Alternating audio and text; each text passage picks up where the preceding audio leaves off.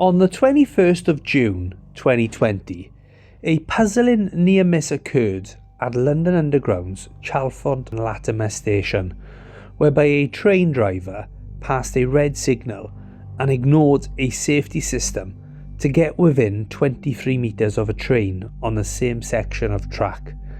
We now look at the incident in full, step by step, looking at images from the train's front CCTV camera, and understand the serious reasons why a red light was passed.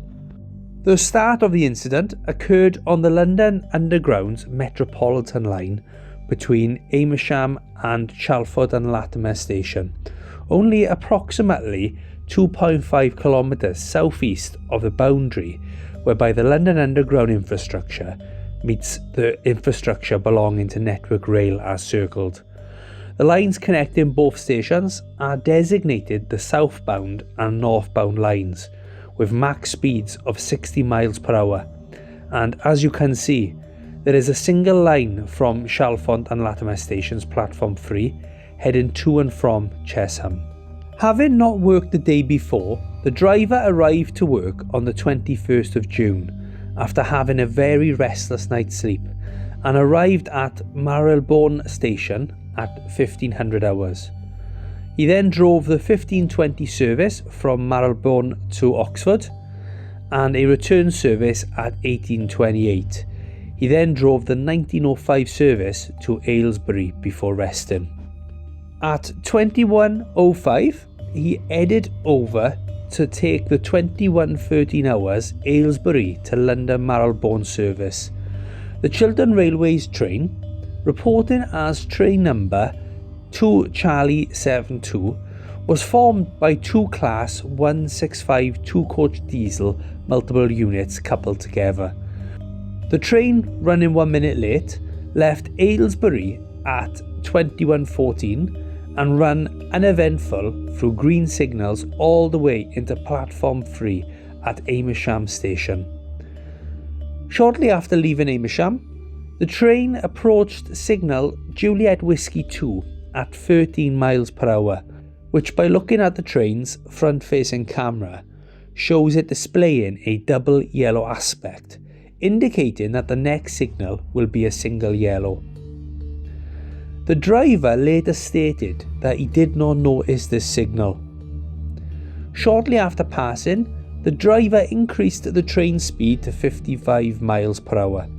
At 21:41 and 5 seconds, the train's front camera shows train 2 Charlie 72 having a good line of sight when approaching signal Juliet Whiskey 5 and its associated fog repeater, which is an additional signal that helps in low visibility, and as required, it showed a single yellow aspect.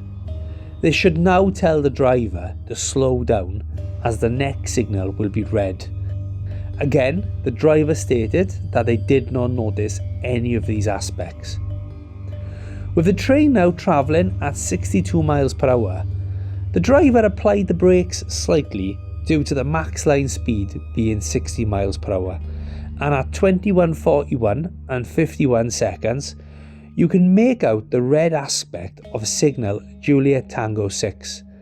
Despite the signal having been visible to the driver for 20 seconds, the driver unbelievably again did not notice the signal. After passing the signal at 60 miles an hour, the train's emergency brakes was automatically applied as the raised train stop operated the tripcock system on the train. This image from the front-facing camera shows the train at a stop, roughly 312 metres past the red signal and 530 metres from Chalfont and Latimer station. The reason for the red signal was to allow a later running train on the Metropolitan line, which was now in platform 1 of Chalfont and Latimer station, to cross over the southbound line and onto the line leading to Chesham. You can see from the stopped train's camera the Chesham line, which is circled. The train in platform 1 had received a green light at signal Juliet Tango 80. However, this immediately went to red when the other train, 2 Charlie 72 past the red signal. Even though the driver had committed a SPAD by going through a red light, which is known as a signal past that danger, shockingly, the driver believed the brake application was a fault of the train and reset the tripcock system. The train was then accelerated to a speed of 22 miles per hour until power was removed for the train to coast into the station. You can see that as the train approached the station, the points were set for the other train to go on the Chesham line, which was now visible on platform 1. Again, the driver did not notice the wrong position of the points and ran through them. With a huge kick created from hitting the points in the wrong position and at 25 miles per hour, 10 miles per hour more than the max speed required, the driver immediately applied the emergency brakes.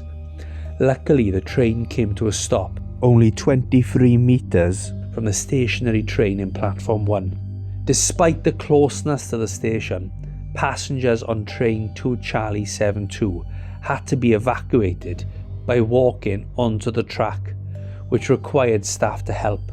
As a result, the complete evacuation was completed at 23:10 hours. As a result of this incident, the RAIB arrived the very next day to understand what went wrong.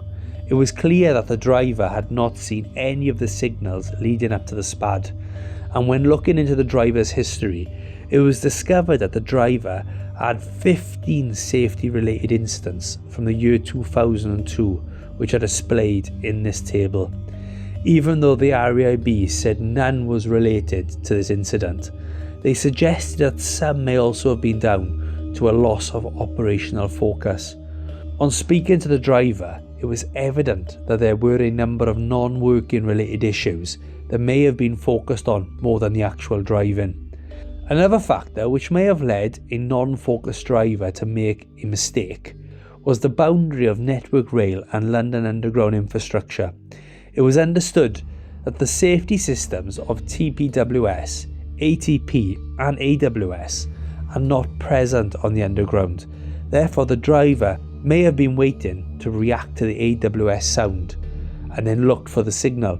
With no sound, the driver may have thought that no signal was there. The RAIB also looked at fatigue, and when interviewing the driver, it was stated that they always suffered from poor sleep quality. Like always, they did not feel refreshed at the beginning of the shift. Following the SPAD, the driver experienced an emergency brake application, which was reset by the driver. Chiltern Railways expects drivers to report immediately when the tripcock is activated. However, this was not done. The driver, when questioned, believed that the tripcock activated in error and was going to report the stop when at the next station. The driver believed that the waiting train in platform 1 was actually waiting for his train to move past, when in actual fact it was his SPAD that was the issue.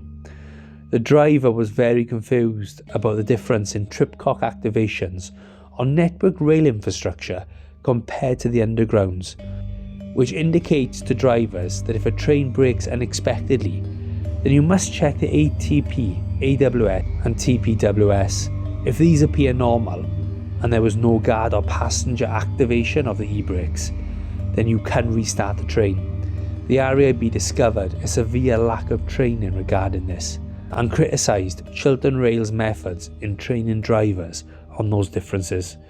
This was an incident that did not result in any injuries or collisions, however was a hair width away from being a massive disaster. Thanks for watching, and please subscribe for more real life horror videos. Thank you.